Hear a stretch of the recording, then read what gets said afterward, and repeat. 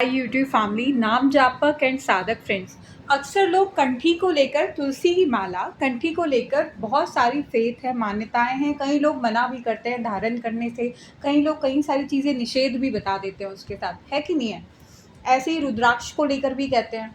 I really respect everyone's faith believe practice जो भी है, जिनके भी जो गुरु हैं, जिन्होंने कहा है, कई शास्त्र कह रहे हैं कि कुछ है, लेकिन हमेशा मैं आपसे कहती हूँ कि शास्त्रों को डिकोड करने की ज़रूरत है।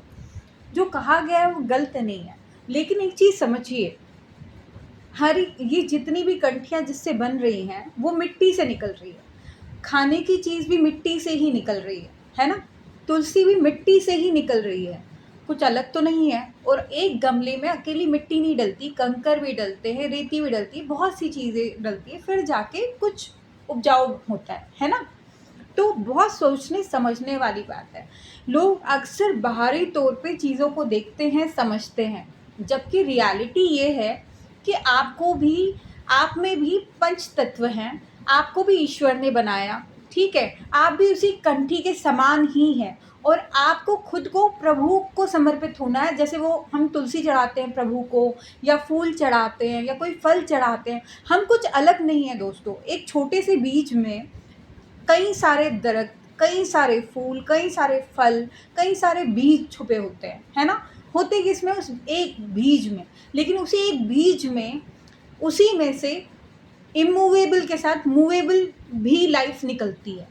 अगर आप कुछ सब्ज़ी बनाते हैं, सब्ज़ी काट के उसका बचा खुचा साइड में रख देते हैं, कहीं अगर थोड़ी देर में, कुछ टाइम के लिए वो सही रहती है, खाने की चीज़ ही कुछ टाइम के लिए सही रहती है, लेकिन जैसे ही ख़राब होने जाती है, धीरे धीरे धीरे उसी में से इमूवेबल निकलने शुरू हो जाते हैं। लाइफ आपके सामने चलती फिरती नज़र आती है, न जाने कितनी, है ना।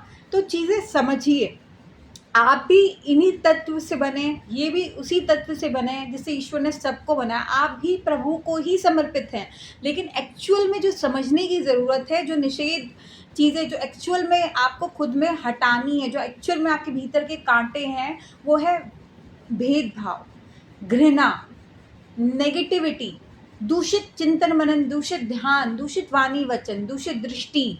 ये जो भाव आपका पवित्र नहीं होगा, अगर आपका भाव पवित्र नहीं है तो आप प्रभु के प्रति समर्पित नहीं है। इस चीज़ को समझिए। आप कुछ भी लाकर धारण करें, जाप करें, बुराई नहीं, लेकिन eight the end of the day आपको अपने मन को साफ करना है, मन को पवित्र करना है। That's very important in life. और वो होगा पवित्र चिंतन मनन, पवित्र ध्यान, पवित्र दृष्टि से, दोष दृष्टि से, दोष भाव से। आप कुछ भी धारण करते हैं, फिर आप कहेंगे मैंने ये नहीं खाया, वो नहीं खाया, फलाना डिकरा, ये निषेध था, फलाना, इन सब से कुछ नहीं होने वाला दोस्तों। At the end of day हर चीज़ में ऊर्जा, यानी कि ये मान लीजिए ऊर्जा, ये हम जैसे कुछ खाते हैं ताकत मिलती है, लेकिन हर किसी में ऊर्जा है ना। वो एक रोशनी जिससे न जाने कितने दिए जले, हमारे भीतर भी है ना। तो एक ही व्यक्ति के अंदर न जाने कितनी सारी ऊर्जाएं जब जुड़ती हैं, 5 उंगलियां मिली तो मुट्ठी बनती है, तब जाके उसमें से एक तेज प्रकट होता है। इस चीज़ को समझिए। इसका खाने पीने से कोई लेना देना नहीं है। आपका मन, आपका चिंतन मनन, ध्यान, वाणी वचन, आपके कर्म एज पर धर्म, यानी कि सेवा में होने चाहिए। और उसमें भी ये नहीं होती हाँ मैं तो अपने घर में बना रहा हूँ, दे रहा हूँ, नहीं। रिश्ते खून से नहीं मानने से होते हैं। सबसे बड़ी चीज़, आपके पास जीव आते हैं, उनमें भेदभावहीन भावना मत करिए। चींटी भी तो चलती है मंदिरों में, हम उसे उतना असूच नहीं